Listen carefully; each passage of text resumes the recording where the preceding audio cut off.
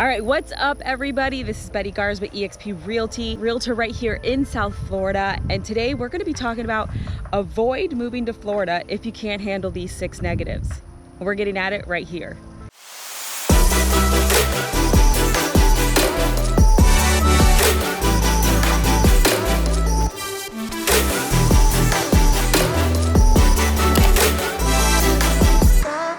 All right, so today we're going to be talking about avoid moving to Florida if you can't handle these 6 negatives. And definitely stay tuned for the last one because that one is the best. If this is the first time to my channel and you want to know everything there is about moving to Florida, relocating, and what it's like to eat, sleep, play, and work in Florida, then you'll definitely want to hit that subscribe button, ring that bell so that you're notified every time I post a new video, which is weekly. We get phone calls, text messages, emails every single day from people that are looking to relocate within the South Florida or relocating from another state to here, and I absolutely love it. We are excited. We love helping people move and relocate here to South Florida, and we just are so excited every time we get a call or an email. And definitely click those buttons if you find this information useful. So let's get to it. I'm gonna be telling you about the 6 negatives when living in South Florida. And today I am in the city of Boca Raton. Today is actually an amazing, beautiful day. The sun's out shining. We got a little bit of a breeze and I figured why not shoot this video outside? It's such a nice day. Okay, so let's start with the first negative. The first negative is the drivers. So there are a lot of different people from different states, different areas that are relocating and moving to Florida every single day. So that means we're getting a lot of different drivers on the road every single day. So in real estate, of course, I'm constantly driving around, showing property, going from place to place, and I see it every single day. So there's young drivers, older drivers, all kinds of drivers on the road every day, on the highway, within our common roads, and it's just kind of a pain, I'll be honest with you. You just never know what you're gonna encounter that day. It might be somebody who's having a bad day, they wanna have some kind of level of road rage, and they're just not happy people because maybe they're running late, maybe they're on their way to work, or maybe they just had a rough morning, and it's just really a pain. And of course, you do have your nice drivers who definitely planned their trip, knew that they had to leave early, and they're just kind of those lax drivers that will let you in, let you change lanes, and are super calm. But sometimes you just have those people out there that are not very nice, will throw up the finger, will tell you exactly how they feel, and so it's just kind of rough. You definitely have to plan where you're going, open your maps, put in the address, and see exactly how long it's going to take you to get there, and definitely plan ahead. Leave early so that you don't have to rush to get where you're going.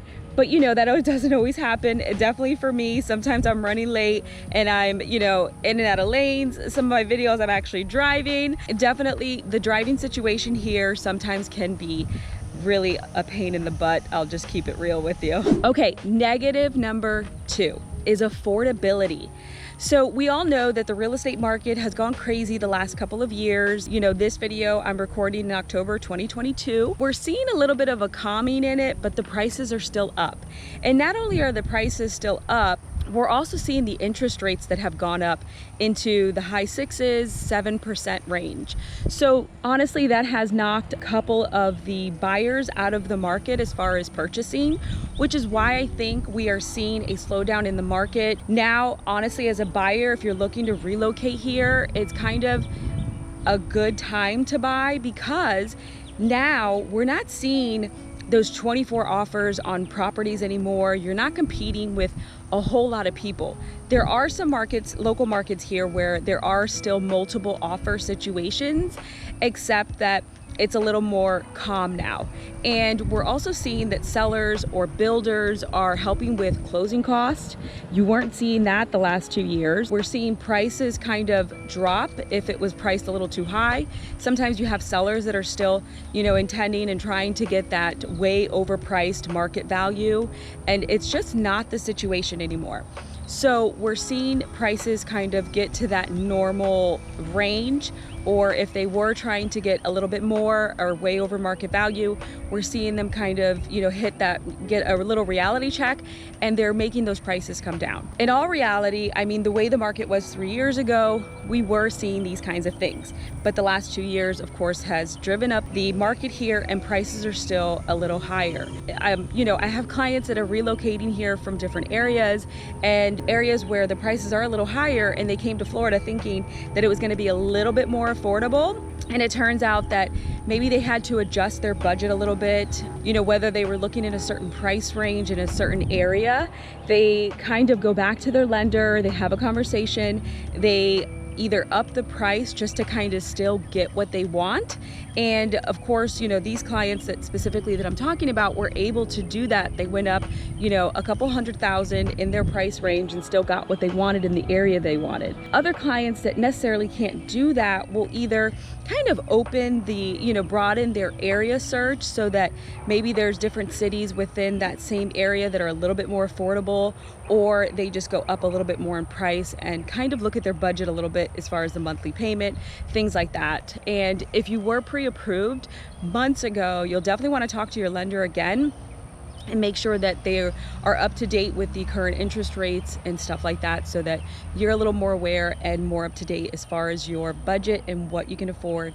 And then when you're in town, we can take a look at those areas and take a look at those different numbers of, you know, prices for you. And with that being said, I know that some people come and relocate here to Florida thinking that they're going to rent maybe before they purchase their home.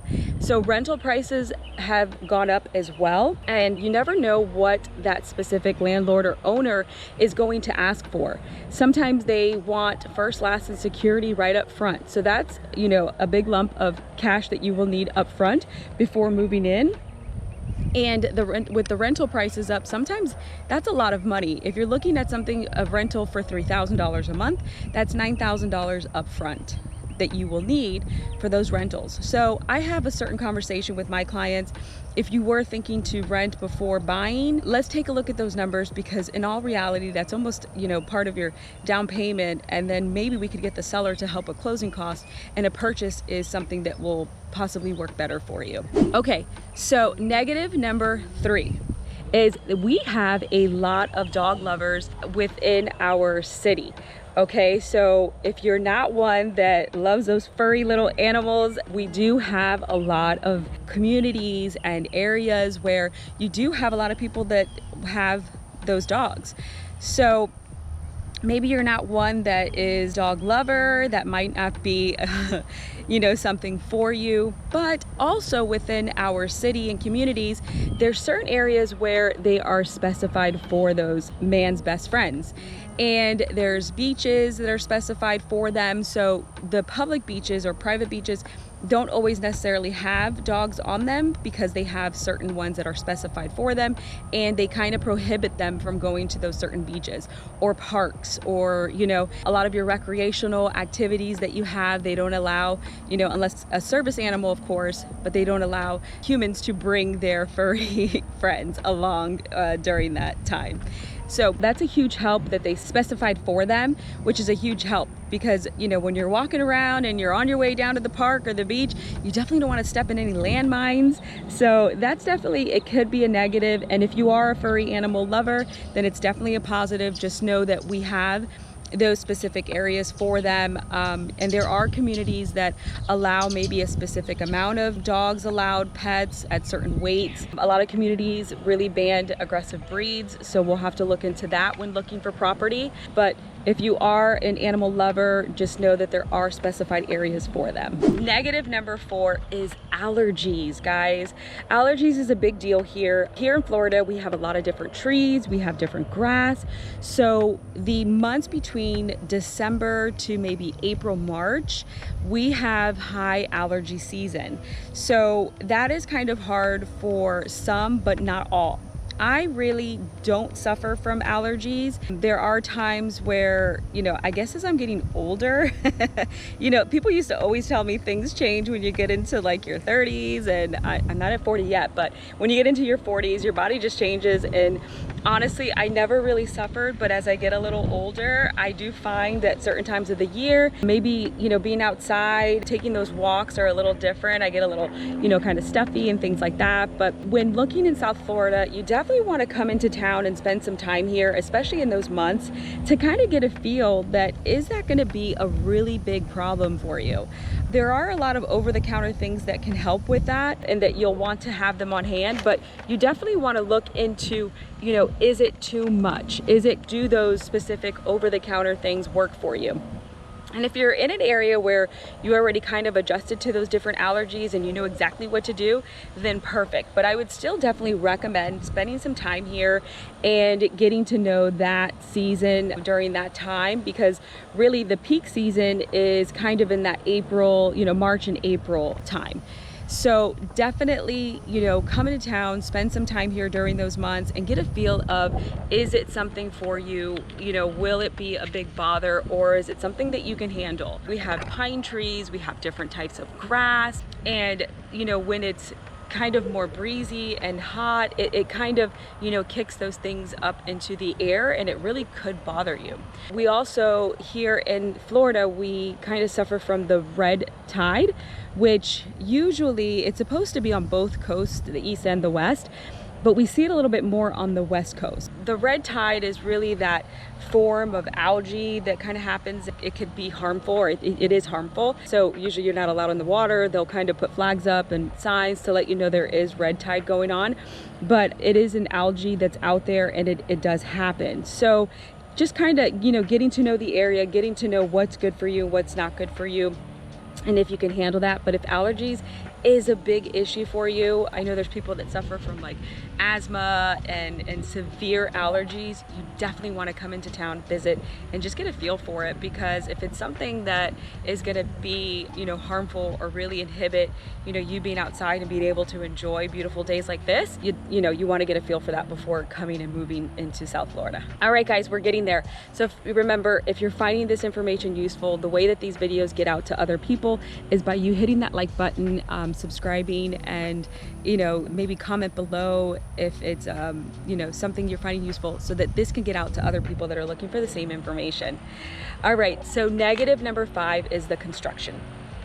So of course, there were a lot of people in the last couple of years that really wanted to relocate here to South Florida for many different reasons. So with that, the population here did increase. So we had to increase, you know, dwellings as well.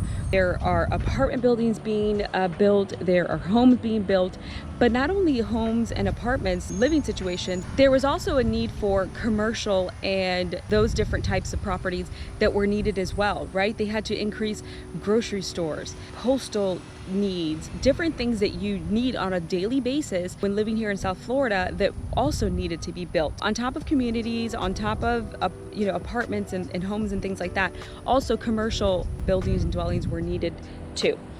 So when you're on the highway or even within our common roads, there is a lot of construction.